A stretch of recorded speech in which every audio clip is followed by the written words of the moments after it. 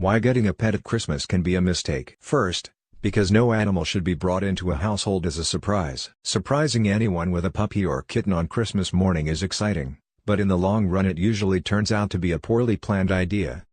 Unless the new pet owner is completely in tune with the idea of raising a puppy or kitten, the joy and excitement can quickly wear off. It is wiser to let a new potential pet owner, no matter what their age is, to be completely involved in the selection process of a new pet. They will be completely prepared in advance for the arrival of their new family member. The decision should be thought about, talked about, and negotiated. Even a new dog or cat, not necessarily a puppy or kitten, should be the result of a process, not an impulse. Second, the holiday season is hectic enough. With everything that is going on at this time of year, the last thing most families need is a new puppy or kitten to add to the chaos and stress. Also, should the new furry family member deserve to be introduced into a new environment that is so busy, hectic and chaotic? A new pet needs a good deal of time and attention to adapt to its new family. It is much better to wait for a less busy and hectic time of year to introduce a new dog, cat or other pet into the home. Third, children should not think that a new pet is just another toy. Children should not associate that a new pet is just another toy under the Christmas tree. Pet ownership requires responsibilities, time and effort to assimilate the pet into the family household. Therefore, it is a good idea to separate the idea of presents and toys from the realities and responsibilities of pet ownership. A living creature should not be considered the same type of gift such as a bike, PlayStation or Xbox. Taking care of a dog or cat is a large responsibility and very different from getting a new toy, that can be simply played with and when done, just put away again.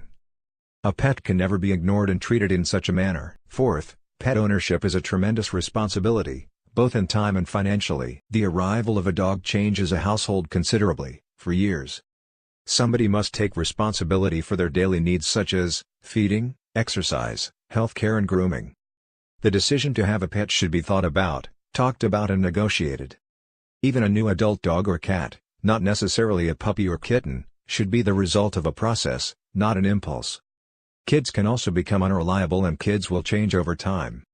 As they socially mature, their time will become more important to them.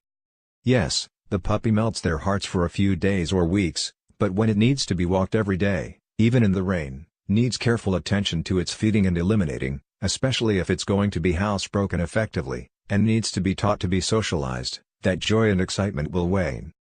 There are exceptions, but most children do not want to be tied down to conscientious animal care. So, their parents will need to take over, and they are often no more enthusiastic than the kids. Reality will soon supersede the Christmas morning fantasy. Fifth, finding a good pet at Christmas time. Pet stores, backyard breeders and puppy mills. The dogs that are readily available at Christmas are the kind you probably don't want. Puppy mills breed thousands of puppies to meet holiday demand. They're the dogs you find in pet stores and malls, cute as puppies, but often inbred, poorly socialized, and more prone to genetic health problems like allergies, bad hips or behavioral difficulties, such as compulsive barking or chewing. Most of these animals are shipped in from puppy mills. Some of them are healthy, but many are not. Many puppy mill dogs are bred and born in inhumane surroundings, often with filthy conditions. Hardly any ethical dog provider will support the idea of a dog as a surprise present. Good breeders have carefully constructed breeding programs that are rarely tied to the idea of seasonal gifts, unless arrangements have been made with people they know well far in advance. Breeders don't want their dogs to end up in households where nobody understands the work involved in raising them. Experienced rescue group volunteers and shelter workers hate the whole idea of the Christmas dog or cat, because they know many of those animals will be coming back to them. Some shelters and rescue organizations shut down adoptions at this time of year, to prevent problems associated with giving pets as Christmas gifts. Therefore, there is a tendency for people, who would ordinarily adopt, to go to the pet store or find a backyard breeder. Please don't go this route. It would be better to wait until the holidays are over, and visit your local shelter or rescue organization. If you and your family really want a dog or cat, choose it carefully, and take your time. Get one from a reputable breeder, an experienced rescue group, or an established animal shelter. Ask lots of questions about the dog or cat, expect the breeder or staff to ask you a lot too. If they don't, be wary. A store clerk or amateur breeder who simply hands you a dog in exchange for your credit card is not your friend. Experienced dog and cat people know the animals they sell and the people they are selling them to.